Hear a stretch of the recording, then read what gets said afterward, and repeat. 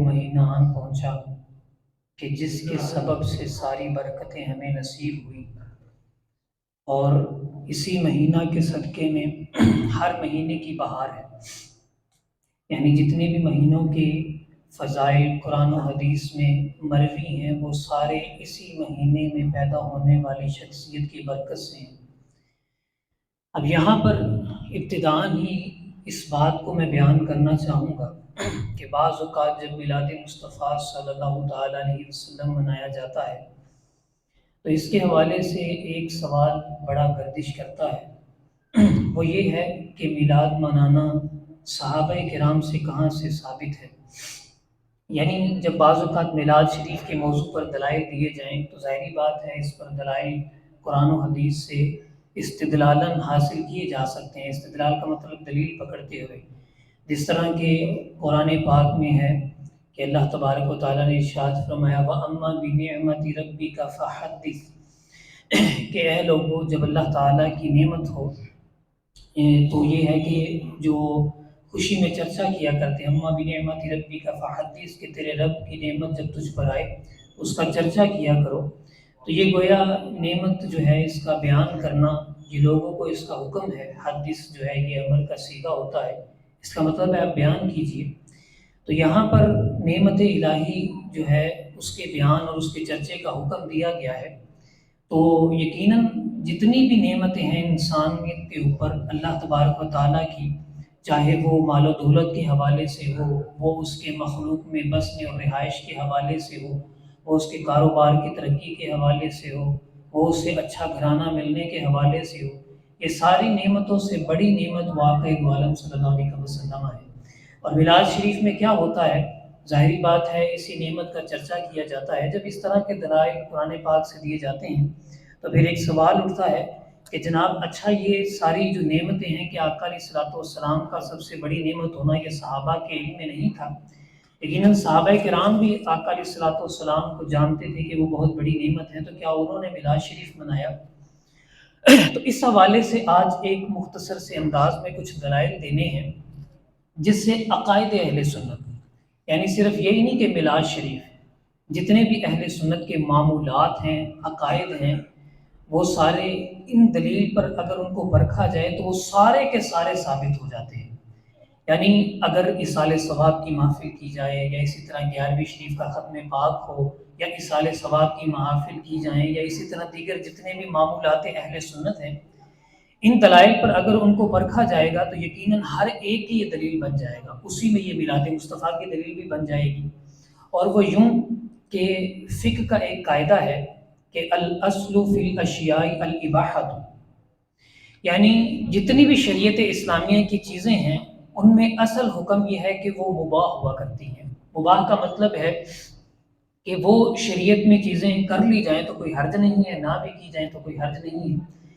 جو بھی شریعت کے اندر چیز نہیں آتی ہے اس کے حوالے سے یہ قاعدہ فقہ کا ہے۔ اب بعض اوقات ایسا بھی معاملہ ہوتا ہے نا، جب کوئی شرعی حکم بتایا جائے نا تو ہمارے ہاں ایک یہ بھی لوگوں میں بڑا رواج چل پڑا ہے، جی اس کی قرآن سے دلیل دیں، اس کی حدیث سے دلیل دیں، ہم فقہ کو نہیں مانتے۔ حالانکہ وہ جانتے نہیں ہیں کہ امام اعظم ابو حنیفہ جو فقہ حنفی کے بانی ہیں اور انہوں نے فقہ حنفی کو ترویج و اشاعت کی ہے، انہوں نے قرآن و حدیث سے استدلال کیا ہے کہ فقہ کے جو شرعی مسائل ہیں یہ اللہ تبارک و تعالیٰ نے فقہاء کو اتنی اتھینٹسٹی دی ہوئی ہے کہ وہ آگے جو ہے اس علم کو پھیلائیں اور دین اسلام کی شریعت اصل مغز کو جان سکیں۔ اب دیکھیے کہ قرآن و حدیث تک ڈائریکٹ ہماری تو کوئی آگہی ایسی ہے نہیں، ہم عربی جانتے نہیں ہیں، ہم قرآن و حدیث کے اصول کو جانتے نہیں ہیں، تو ہم کیسے ڈائریکٹ قرآن و حدیث سے اس اصولوں کا استخراج کر سکتے ہیں؟ تو یقیناً اگر ہم قرآن و حدیث سے کوئی بات سمجھنے کی کوشش کریں گے تب بھی ہمیں علماء کی ضرورت پڑے گی۔ تو اس حوالے سے جب یہ کہا جائے نا یہ فقہ کا قاعدہ ہے تو ذہن میں ایک ہلکی سی خلش رہتی ہے، یار قرآن و حدیث سے کوئی بات ہو جاتی۔ یاد رکھیے فقہ کے جتنے بھی شرعی مسائل ہیں وہ ائمہ نے قرآن و حدیث سے ہی نکال کر بیان کیے ہیں۔ حتیٰ کہ یہ قاعدہ جو میں نے آپ کو بیان کیا ہے نا کہ جس کے بارے میں شریعت نے کوئی حکم حرام کا نہ دیا ہو، ناجائز ہونے کا نہ دیا ہو، تو وہ کام درست ہوتا ہے، اس کے کرنے پر کوئی قباحت نہیں ہوتی۔ کہ جو اصل بات یہ ہوتی ہے کہ کوئی چیز شریعت نے حرام قرار دی ہے، ناجائز قرار دی ہے، تو اس پر دلیل مانگی جاتی ہے کہ بھئی یہ کام شریعت نے ناجائز قرار دیا ہے، اس پر پھر دلیل ہوتی ہے کہ جناب یہ تو منع ہے۔ تو کسی چیز کے جواز پر دلیل نہیں مانگی جاتی۔ اور یہ جو قاعدہ بنایا گیا ہے کہ الاصل فی الاشیاء الاباحۃ، کہ ہر چیز اسلام میں جائز ہے جب تک اس کی ممانعت کی دلیل نہ آ جائے، تو قرآن پاک میں رب تعالیٰ نے ارشاد فرمایا ہے، چنانچہ پارہ 7 سورہ المائدہ آیت نمبر 101 میں رب تعالیٰ نے ارشاد فرمایا، یا ایھا الذین آمنوا لا تسألوا عن اشیاء ان تبد لکم تسؤکم، اے ایمان والو ایسی چیزوں کے بارے میں سوال نہ کیا کرو کہ اگر تمہارے سامنے ظاہر کر دی جائے تو تمہیں برا لگے۔ وَإِن تَسْأَلُوا عَنْهَا حِينَ يُنَزَّلُ الْقُرْآنُ تُبْدَ لَكُمْ، اگر یہ اس وقت پوچھو جب قرآن نازل ہو رہا ہے تو تمہیں بیان کر دی جائیں گی۔ سید نعیم الدین مراد آبادی رحمۃ اللہ تعالیٰ علیہ اس آیت کی تفسیر میں فرماتے ہیں کہ یہ اس حوالے سے آیت دلیل ہوتی ہے کہ اگر کسی کے حوالے سے شریعت نے ممانعت نہ بیان کی ہو کہ یہ کام ناجائز ہے تو وہ کام کرنا مباح ہوتا ہے۔ یعنی قرآن پاک میں رب تعالیٰ نے ارشاد فرما دیا کہ جو چیز شریعت نے جس کے بارے میں منع نہیں کیا، جس کو حرام قرار نہیں دیا، اور اس کے ناجائز ہونے کے بارے میں شریعت خاموش ہے، تو وہ کام کرنا جائز ہوتا ہے۔ اب اسی طرح حدیث پاک کے حوالے سے دیکھا جائے تو ترمذی شریف کی حدیث پاک ہے، جلد 3 صفحہ 280 میں آقا علیہ الصلوۃ والسلام کا فرمان ہے، الحلال ما احل اللہ فی کتابہ والحرام ما حرم اللہ فی کتابہ وما سکت عنہ فہو مما عفی عنہ۔ رسول اللہ صلی اللہ علیہ وسلم نے ارشاد فرمایا، حلال وہ ہے جسے اللہ تعالیٰ نے اپنی کتاب میں بیان فرما دیا، اور حرام وہ ہے جسے اللہ تعالیٰ نے اپنی کتاب میں بیان فرما دیا، اور جسے بیان نہیں فرمایا تو اس سے معافی دے دی گئی ہے۔ اب قرآن و حدیث کی اس بات کو اگر سمجھا جائے تو اس سے معلوم ہوتا ہے کہ جس کے بارے میں شریعت نے کہا کہ یہ جائز ہے وہ تو جائز ہے ہی ہے، جس کے بارے میں شریعت نے کہہ دیا یہ ناجائز ہے وہ تو ہے ہی ہے، لیکن جس کے بارے میں شریعت نے کوئی واضح حکم بیان نہیں کیا تو پھر اس سے معافی ہوتی ہے، یعنی اس پہ مواخذہ نہیں ہوتا اس کے کرنے پر۔ اب اگر ان دلائل کو دیکھا جائے تو اہل سنت کے جتنے بھی معمولات ہیں، وہ میلاد النبی لگا لیا جائے، وہ 11ویں شریف لگا لی جائے، وہ اصال ثواب کی محافل لگا لی جائیں، وہ ختم پاک ہو جائے، وہ کل شریف ہو، وہ 40واں ہو، یہ ساری کی ساری چیزیں پورا چیلنج ہے کہ کوئی ان کے بارے میں منع دکھا دے کہ کہاں قرآن و حدیث میں منع کیا گیا ہے کہ یہ نہیں کیا جا سکتا۔ اب میلاد شریف ہمارا موضوع ہے، اگر اس حوالے سے دیکھا جائے تو اس کے منع کے حوالے سے بھی کہیں کوئی بات وارد نہیں ہوئی کہ کسی صحابی نے منع کیا ہو یا آقا علیہ الصلوۃ والسلام نے منع کیا ہو۔ اس کے برعکس یہ بات ضرور مل جاتی ہے کہ صحابہ نے میلاد منایا ہے اور اولیاء نے بھی میلاد منایا ہے۔ اب ان کا انداز مختلف ہوتا ہے، ہر دور کے اپنے انداز ہوا کرتے ہیں۔ آقا علیہ الصلوۃ والسلام ایک دفعہ مسجد میں داخل ہوئے، حضرت امیر معاویہ رضی اللہ تعالیٰ عنہ سے یہ روایت ہے کہ مسجد میں تشریف لائے تو چند صحابہ کو دیکھا کہ کچھ گفتگو کر رہے ہیں، تو فرمایا کہ تم کیا کر رہے ہو؟ انہوں نے عرض کی کہ یا رسول اللہ صلی اللہ علیہ وسلم، ہم اللہ تعالیٰ کی جو نعمت آپ کے ذریعے سے ہمیں ملی ہے اور جو آپ ہمیں ملے ہیں اس کا آپس میں ذکر کر رہے ہیں۔ آقا علیہ الصلوۃ والسلام نے ارشاد فرمایا، کیا تم قسم اٹھاتے ہو کہ یہی کام کر رہے تھے، یعنی کہ تم میری باتوں کا تذکرہ کر رہے تھے؟ تو صحابہ نے کہا جی ہم قسم اٹھاتے ہیں۔ حضور صلی اللہ علیہ وسلم نے ارشاد فرمایا، صحابہ میں نے قسم اس وجہ سے نہیں لی کہ مجھے تم پر یقین نہیں ہے، شک ہے، ایسی اس وجہ سے میں نے نہیں لی، بلکہ میں نے اس وجہ سے لی ہے ابھی جبریل امین میرے پاس آئے ہیں اور اس بات کا اعلان کر رہے ہیں کہ یا رسول اللہ صلی اللہ علیہ وسلم، یہ صحابہ جو آپ کے تذکرے کر رہے ہیں رب تعالیٰ فرشتوں میں ان کے بارے میں فخر فرما رہا ہے۔ یہ ایسی بات ہے کہ چلیں اگر صحابہ کے دور میں جو ہے اس طرح کے انداز کو بھی لے لیا جائے تو تذکرے تو ہیں ہی ہیں نا۔ اب آقا علیہ الصلوۃ والسلام کی باتیں تو کٹھے مل کے بیٹھ کے کر ہی رہے ہیں نا، تو ہماری بھی محافل میلاد میں یہی ہوتا ہے۔ تو اگر پھر یہ سوال ہو جائے کہ جناب سٹیج سجایا جاتا ہے اور اتنا اہتمام کیا جاتا ہے، یہ صحابہ کے دور میں کہاں تھا؟ تو پھر ظاہری بات ہے اس طرح تو پھر ہر مسلک پر یہ گرفت قابو میں آئیں گے وہ کہ جناب ان کے بھی تو سٹیج سجتے ہیں، ان کے بھی ہاں تو بخاری شریف کا درس ہوا کرتا ہے، یہ کہاں پر ثابت ہے؟ اور بخاری شریف تو آقا علیہ الصلوۃ والسلام کے دور میں تھی نہیں، تو ختم بخاری کہاں سے آ گیا؟ اور آقا علیہ الصلوۃ والسلام کے دور میں یہ سٹیج اس طرح کہاں سجائے جاتے تھے جس طرح وہ اپنی سیرت النبی کی محافل میں سجایا کرتے ہیں، اور پھر سیرت النبی کے نام پر اکٹھا کر کے صحابہ نے کیسے معاملات کیے تھے۔ تو ظاہری بات ہے یہ جو ایک نیا انداز ہے، اس ذریعے سے محفل میلاد کا منانا یہ قرآن و حدیث سے اس انداز سے ثابت ہے کہ جس کی ممانعت کے بارے میں کوئی دلیل نہیں آئی، اس کے بارے میں منع نہیں کیا گیا۔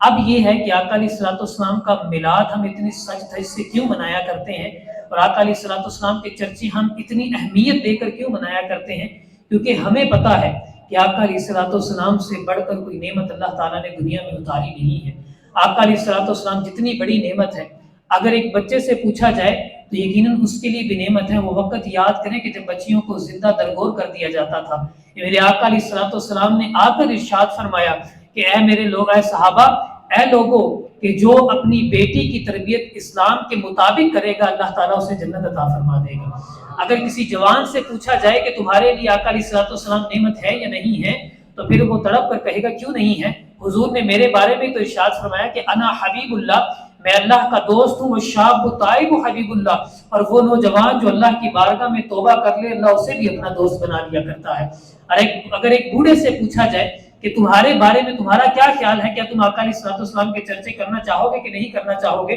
تو وہ کہے گا کہ میں کیوں نہ اس نبی کے چرچے کروں کہ میرا بیٹا میری عزت نہیں کیا کرتا تھا، میں جب اس کے مال سے کچھ مال لے لیا کرتا تھا تو مجھے ڈانٹا کرتا تھا، یہ تو حضور نے آ کر بتایا ہے کہ بیٹے تو اور تیرا مال تیرے باپ کا ہے، جیسے تیرا باپ خرچ کرتا چلا جائے تجھے روکنے کی اجازت نہیں ہے۔ اگر ایک خاتون سے پوچھا جائے کہ کیا آقا علیہ الصلوۃ والسلام تیرے لیے نعمت بن کے آئے کہ نہیں آئے، تو وہ کہے گا کہ وہ کہے گی کہ میں حضور کے چرچے کیوں نہ کروں، وہی آقا علیہ الصلوۃ والسلام ہے کہ مجھے پاؤں کی جوتی سمجھا جاتا تھا لیکن حضور آئے، اگر میں ماں کے روپ میں ہوں تو بیان فرمایا کہ میرے قدموں تلے جنت ہے، اگر میں بیٹی کے روپ میں ہوں تو حضور کہتے ہیں کہ اگر تربیت اسلام کے مطابق ہو تو آقا علیہ الصلوۃ والسلام نے فرمایا اللہ اسے جنت عطا فرما دیا کرتا ہے۔ اور پھر اگر وہ اسی طرح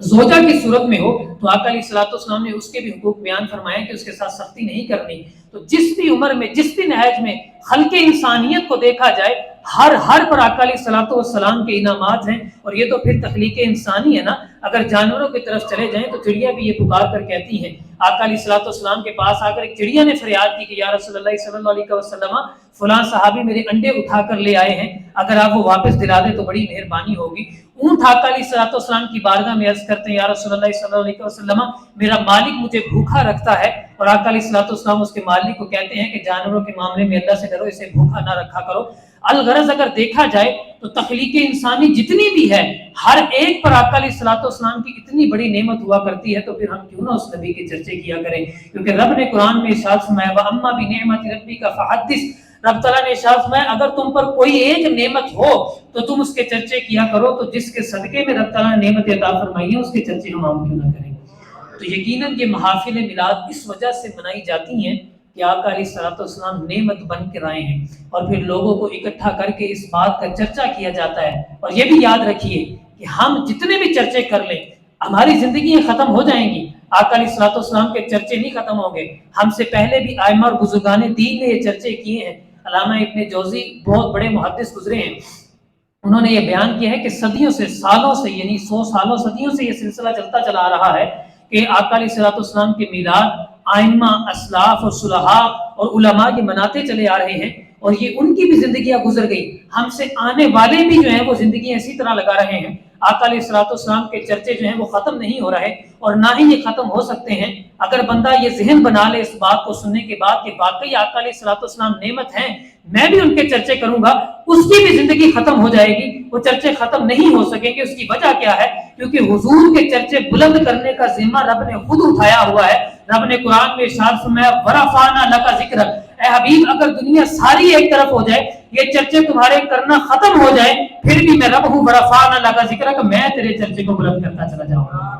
تو یقیناً آقا علیہ الصلوۃ والسلام کے چرچے جب خود رب تعالیٰ بیان فرمائے گا، اور جب خود رب تعالیٰ بیان فرمائے گا تو نہ رب تعالیٰ کی باتیں ختم ہوتی ہیں نہ حضور کے چرچے ختم ہوں گے۔ اللہ عز و جل ہمیں